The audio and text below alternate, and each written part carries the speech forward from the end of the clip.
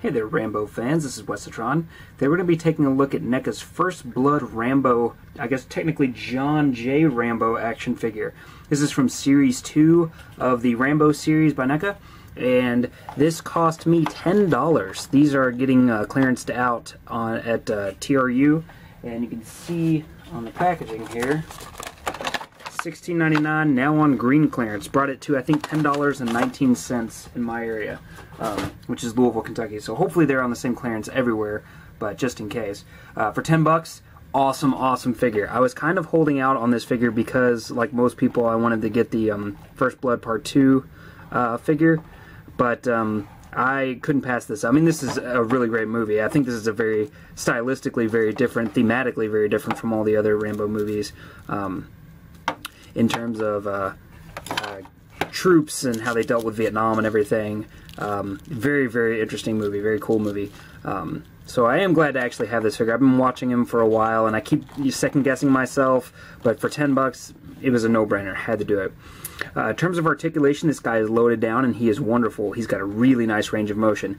On his neck, he's got, see that? Awesome tilt. He's got excellent downward tilt. The only thing that really blocks him is his little bouffant hairdo that he had back then, but he can still get a little bit of upward motion. But, you know, very nicely done. I really like the ball joint they did on this one. Kudos, NECA. Swivel hinges in the shoulders go out to about there, and they will go all the way around. His overlay here is rubber. The only trick is that it's a little tough, so you just kind of have to, if you did want to go all the way around, you'd have to kind of stretch it a little bit. You just want to make sure that if you do, you don't pop the little rope that holds it together out of play, so you'd have to re-glue that. We've got swivel hinges in the elbows. Left gets about 90 degrees. Right seemed like it was a little bit shallower than the left, but not bad by any means. And of course, you've got rotation there. We've got ball joints in the wrists, so very nice movement there. Very cool. We do, from what I can see, I think we have a ball joint in the midsection here in the torso, and then one at the waist. So you do get some nice movement there. You can see he's got very nice range. Maybe not quite as good as Dutch on the articulation, but still pretty stout. Very nice. Great forward and back movement on the legs. You know, blocked a little bit by the butt pack, but this is a rubber overlay just like Dutch had, so it does allow for some movement there. Out to the side is very nice. You just want to be careful that if you have his knife in his sheath, if you do that, you take the knife out first so that you don't snap the handle off. So very nice though. We've got rotation in the upper parts of the thighs, which is kind of useless because of the swivel hinge, but it's nice because that they added it anyway, because it'll kind of let you align the knee a little better with some poses. And we've got swivel or hinges in the knees, swivel hinges. So we got a slightly less than 90 degrees, but we do have rotation, which is great. And then we've got lovely ball joints in the feet. So you get down, up, and then in and out, which is very cool. It felt like I had a little better range on the right foot than the left, but that's probably just the design of the boot cuff. So very cool. He's able to do some very nice poses. I do wish he could hold his gun a little bit better. You could see he was holding it a bit down range in my picture, or in my startup, and that may be an issue just with the this overlay here, because you can see it kind of flaps over his right shoulder. I would kind of prefer that they had done that opposite, where this flap was on this side and this was a little more cleanly cut, so you could move his arm a little better. But, you know, they want to stay accurate to the movie, which I perfectly understand. So let's zoom in a little bit, and we'll talk a little bit about his details and accessories. And here we're a little closer up on John Rambo, and he looks very nice. I think they captured the look of Stallone very nicely. I mean, you can see from the side, from certain angles, dead on, straight on, perfect. I really think this is a much better visage than the Series 1 figure that had the snarl. Snarl's just, it's hard to capture, and they did a really good job trying, but it felt a little off. I think this really does a great job at kind of capturing him while he was still not quite sane, but while he was still early on in the film, I guess I should just say. He was still kind of a little in his right mind about everything that was going on. It's a very interesting movie. Very nicely done. One sideburn is slightly longer than the other. I had to look at a few to get them this close, but overall I think they did a great job. The hair is excellently done. They did a very nice job with the sculpt, and it's not just solid black. There's brown in there as well to kind of highlight the sculpt. Very cool. One thing that I really like about it is just this burlap overlay that he's got. They did a good job painting the rope and everything, but in itself you can see how there's meant to look like dry parts and wet parts from like sweat and water and everything. They did a really good job making it look like kind of crushed up wet fabric, which is really, really well done. I really appreciate that. The blood that goes down the arm, I think on Series 1 was a little too stark. On this one it seems a little more subdued. It kind of blends in a little bit better and looks like, you know, blood dripping down an arm. There's some black details in there to make it look like torn flesh.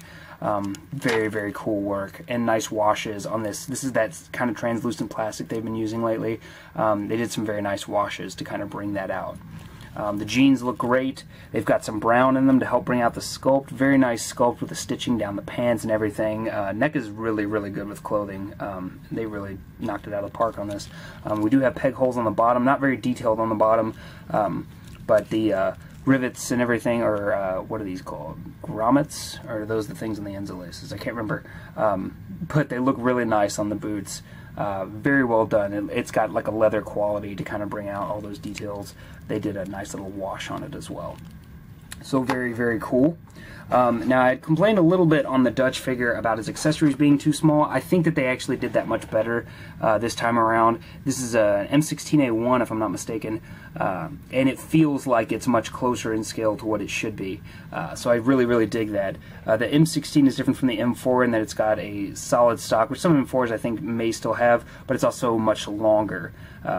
This on M4s is typically a rail integrated system as opposed to the heat shield. I think gas escapes from up here. I'm not an expert on guns by any means, but I think they did a really good job getting this all really well done. The dust cover is open here on the side. It's very slick. Primarily black plastic. There's a little bit of gloss here, it looks like, in here, and then maybe some dry brushing here to bring out some of the details. But very well done. Kudos, NECA. I think you did a great job. We got a soft strap, and that is able to be taken off if you want to off the front and back. So very cool. He's got his swappable hand and knife. The knife I thought maybe looked a little small, but I think it's just because it looks so ridiculous in the later movies. It seemed that way. I've called up a picture on the internet, and it actually is supposed to be pretty thin, sort of needle-like. It fits very nicely down into the sheath. As I said, you just got to be careful moving that leg so you don't snap the handle off. So very, very well done there. Looks very cool. And the hand is just a simple ball joint. Just pop one hand off, pop the other one on, and hope that you don't break it in the process. So not a terribly difficult job. Well, I say that and then I'm going to have trouble with it, but there we go. So very cool. And then the other one, of course, fits both guns. The other gun being a Colt 1911, which I think they did a very nice job on. Nickel-plated, but, well, perhaps nickel-plated, but kind of dingy and dirty. You know, he was down in the mud a lot. Very nice work on the grips. There's no coin or anything, but very slick looking. I really like the way they did that. We've also got his, whoops, dropped it there, his walkie-talkie, which he uses to talk to his CO throughout the course of the movie. Very cool job, and it does actually fit into his hand. This is kind of almost a soft plastic or rubber in the hand, so you can kind of slide that in and get his fingers around it, which is really cool. Man, I'm just having trouble getting stuff in people's hands, aren't I? There we go. So, you know, you can kind of get him talking in that, which I think is really neat. I like that they added that. They didn't have to. It's a fun accessory and very cool. And of course, we've got his staff with the knife on the end. So this has got a little bit of flex to it, but not much. It's a nice solid piece, which I really, really like. So yeah, overall, this dude just comes loaded with accessories. I'm really, really satisfied with both sculpt and paint, but the accessory complement really makes him worth owning. Now, in terms of value, this guy is off the charts. At $16.99, he's comparable in price to this guy, and for that price, you get the excellent staff, you get the M16, very nice, you get 1911, walkie-talkie, an alt hand to hold both guns, and the knife, which is still in his sheath. Outstanding value on its own. I got this figure for 10 bucks, which puts him more in the range of this guy. Lowered articulation, only one accessory. This is more of a budget figure. for $10. Even if you don't like the movie, this is just a cool action figure. He would make a really great survivalist if in your display. If you just wanted extra parts, he's got excellent boots and jeans. He's got bare arms. You could clean the extra mud and everything off if you wanted to. This is a really, really solid buy, guys. I'm almost regretting that I didn't buy this when it first came out, even at full price, because NECA really did a great job with this figure. I think they recognized some of the issues that was in their Series 1 Rambo. They corrected all of them, in my opinion. Great, great action figure. Very cool. Highly recommended. Please pick him up if you get the chance. I do not think you will be disappointed.